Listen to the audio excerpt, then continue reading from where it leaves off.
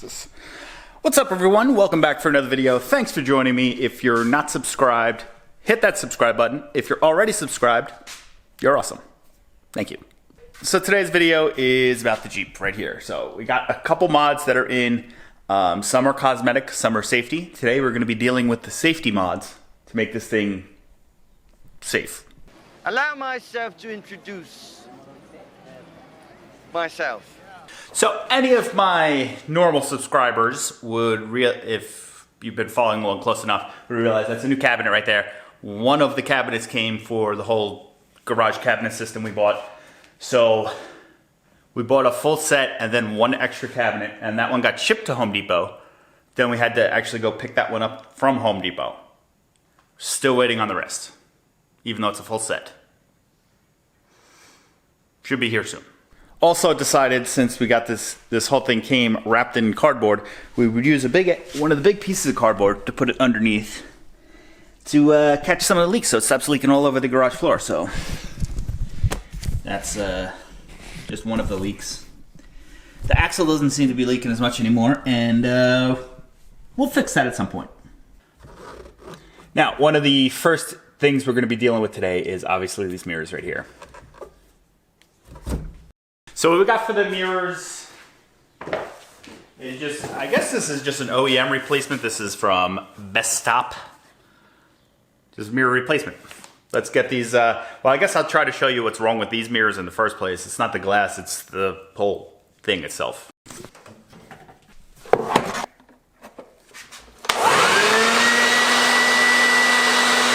Alright, so that didn't work as planned. I guess my leaf blower isn't as strong as I thought it was. But these mirrors, when you're driving, they you can have them set, then you'd be on like a highway or just a road that has a higher speed limit, and the wind will start to push it down, and then you can't see anything. And at least the driver's side you can grab and adjust it. The passenger side is all the way on the other side. And if you don't have a passenger, completely screwed.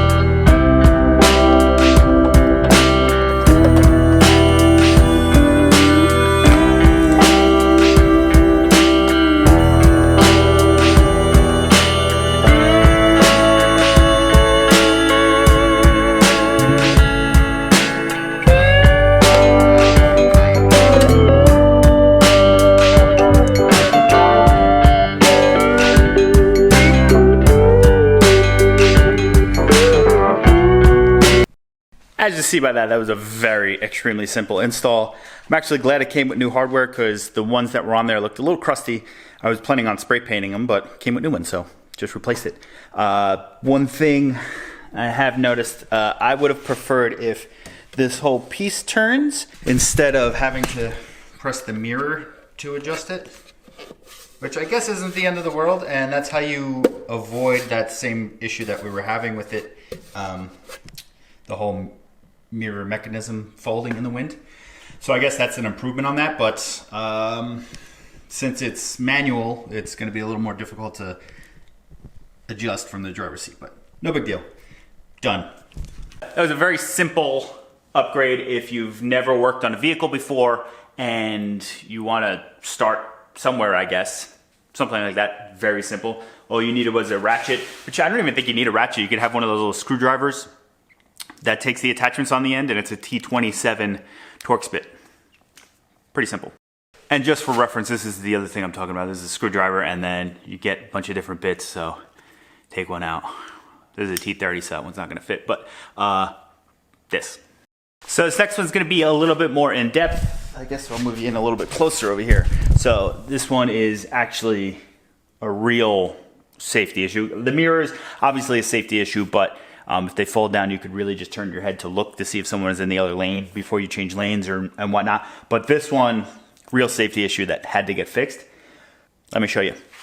Issue here, seat belts. You see, it doesn't lock. And here we have new seatbelts. So we went with purple as an accent color because the car is purple. I don't know if you're really able to tell in the garage very well, but, well, that's not the spot that goes there, but if you see, it's gonna look like that.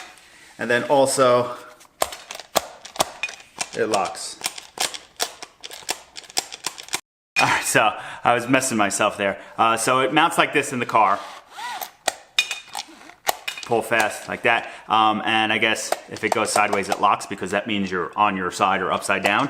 So obviously that way is a working seatbelt. Now I don't specifically know how to change these in this car, but I have swapped, well, I've removed them and put harnesses in my 240, my Nissan 240. But when I'm working on something like this, I kind of just take a step back, look how everything's mounted. It helps that I film this stuff too, because if I ever forget, I could just go back to the filming. I could just go back to what I have recorded. But looks pretty straightforward. So this, obviously this is gonna pop off. I assume there's a new one than that. There you go, there's a Torx bit on that. Don't know the size. Comes down here, way down. So it looks like one end goes completely under. And then this other thing gets mounted here somewhere. So I just gotta figure out. I'll get more light for you guys so you can see the whole thing, but I'm gonna take this top piece, gonna take this top guy off first.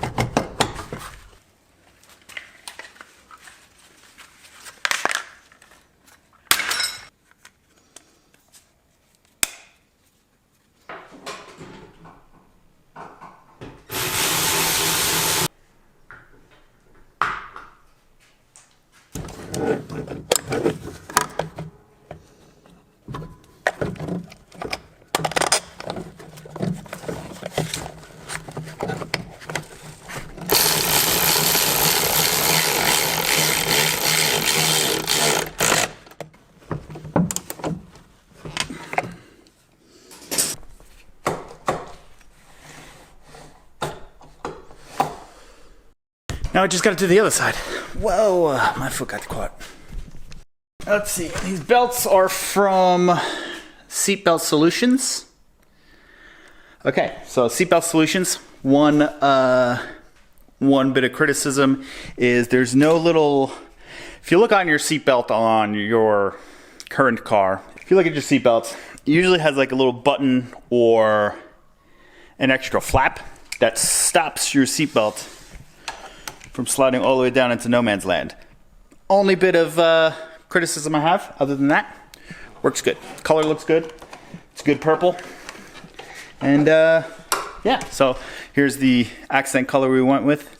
Not gonna go too crazy with the accent color. I do have those upper control arms. I'm gonna spray paint this color. Well, let me show you on the shackles on the front. So this is the color we found. Kind of neon green. So we're gonna wind up painting the lower control arms the same color. Sorry, upper control arms are gonna get painted the same color, which are probably not really gonna be visible. Some point I might take the lowers off and paint them, but we're not trying to go too crazy with the color accent since it's kind of bold. Don't wanna look too ridiculous. Now, since this was a pretty easy process, I think we're just gonna do a little bit of YouTube magic. Let me open this door. I don't even know if this door opens all the way. Let's do a little bit of YouTube magic and we'll just finish it, I guess. So instead of snapping.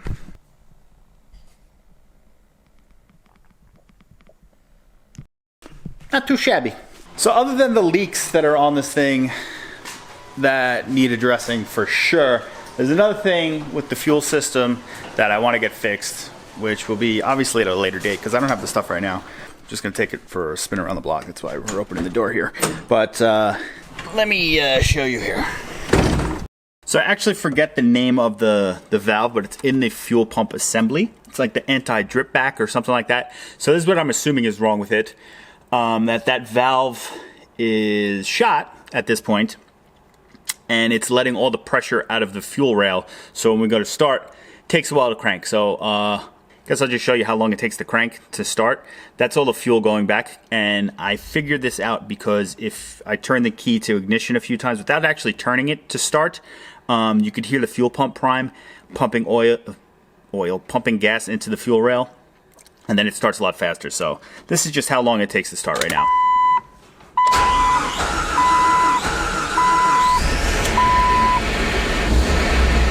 That was actually a little faster than normal too.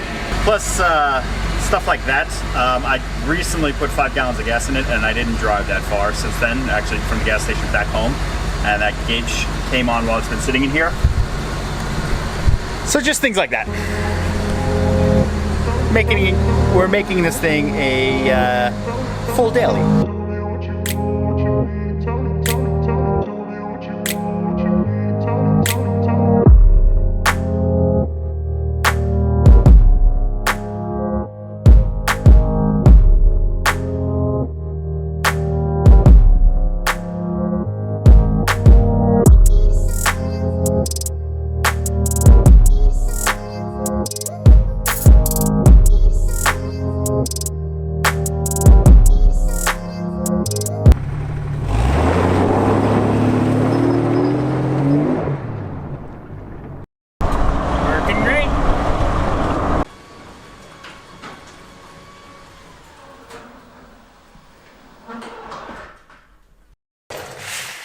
Now, obviously, we're back home. Just went for a quick ride around the neighborhood just to see. I mean, I didn't get up to highway speeds, but just to make sure the mirrors were working good, and obviously they're working great because the piece that bends isn't the piece that's getting hit with the wind. Seatbelts obviously work good. What I've noticed is you have to just be slow and smooth with it. You can't pull too fast or then it locks up, which I guess is a good safety feature. A little bit annoying that it's so sensitive, but it's good at the same time. So these were very easy mods to put on this vehicle. I needed 2 different size Torx bits. I forget which size. I think I said a 27, and the one for the seatbelts I think was a 47, but it felt a little loose in there, so it might be a little larger, but worked for me. You had that in a ratchet. As you saw how easy this was to do, each mirror had 3 bolts, and then the seatbelts had 2 each. Very simple process. If you're thinking of starting to work on, if you want to dive into working on cars or whatever like that, very easy thing to do. I wouldn't suggest buying a 23-year-old vehicle with over 200,000 miles on it as your first vehicle. I mean, I guess if it's not your daily vehicle, go for it, so you don't have to worry about needing it for the next day. Although it has been nothing but reliable since we've had it. Make sure you hit that subscribe button. Make sure you hit that like button. Make sure you leave some comments down below for other things I should be doing to this thing.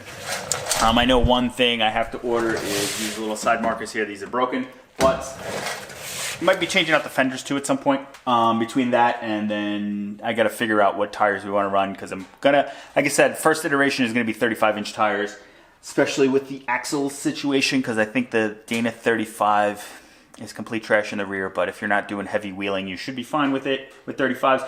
We'll figure that out when we get to it, but yeah, looking good. I'll see you guys in the next one. Peace out. We got another video coming up on the Jeep for some cosmetic mods that should make it better. See you on the next one.